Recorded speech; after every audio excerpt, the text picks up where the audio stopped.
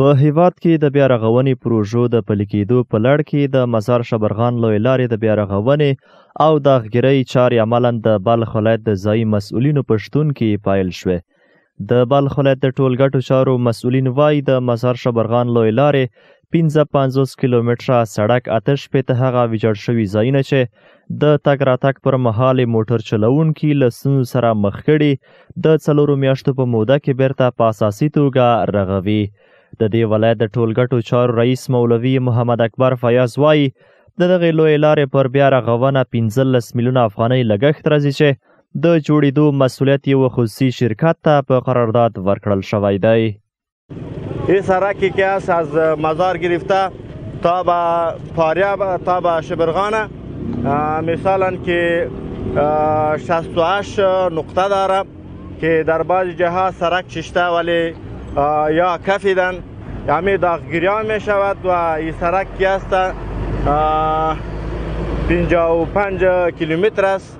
در می ساحه که چقدر داغگیری است که 68 نقطه اینا نشش کده یا ششته یا کفیده به برابر از این الحمدلله ترتیب داریم که انشالله کار آغاز شروع میشه. تقریبا بودجه از این به 15 میلیون بودجه هستن. ورته مهال د بلخ والي مرستیال مولوي نورالهادي ابو ادریس چې د لویې لارې په پرانسته کې برخه اخیستې وایي بلخ ولایت کې د بیا رغونې په برخه کې ګڼ شمېر پروژې پلي شوي او په راتلونکي کې پلان شته چې د دغه ولایت یو شمېر ولسوالیو هغه لارې چې مزار شریف ښار ته غځېدلي په معیاري توګه جوړې او ګټې اخیستنې ته یې وسپاري. برای بساز بسیار کار در ولایت بلخ شده، در بعض پروژه ها شده، بعض پروژه که سرک شده. اینمی پولچکه شما میبینید که ما شما در این سرک چند پولچک سال گذشته افتتاح کردیم جور کردیم. اینجا تصمیم داریم ما در سرک شولگر و کشنده یا کوبریک که سرکی که جغل سازی در حتی در پیشنهاد قرش هم شده. الحمدلله که ما تا چایی که میبینیم کارا در آینده که از تر خوبتر شده میشه. په همدې حال د قراردادي شرکت مسؤلین چې د دغې لویې لارې د بیا رغونې چارې ورسپارل شوي خلکو ته ډاډ ورکوي چې د ترمیم په برخه کې به له معیاري موادو څخه کار واخلي.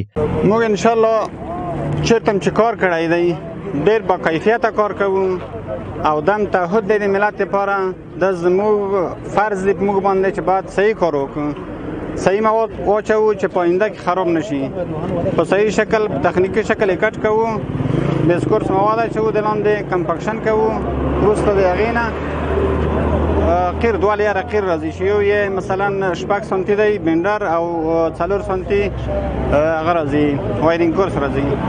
د مزار شبرغان لویې لارې یو شمېر موټر چلوونکي د بیا رغونې په برخه کې د اسلامي امارت هڅې د ستایلو وړ بولي او د دغې لارې د جوړېدو هرکلی کوي. دا سرکونه ډېر مهم دي، غټ مومین لاین ده، ډېر خرابي لري، باید دا جمپونه جوړ شي. ډېر جمپو کې ډېر موټرونه حادثې وشوه. ایرانی بسیار یک جای افتخار است برای کل ما شما و یک تشکری خاص از امارت اسلامی میکنیم که ایرانی سرک است. امروز سعی کردیم که معاون های والی آمده کل بزرگا آمده از چوک فقط تا شهر شبرغان سرک ترمیم میکنه، بسیار خوب است.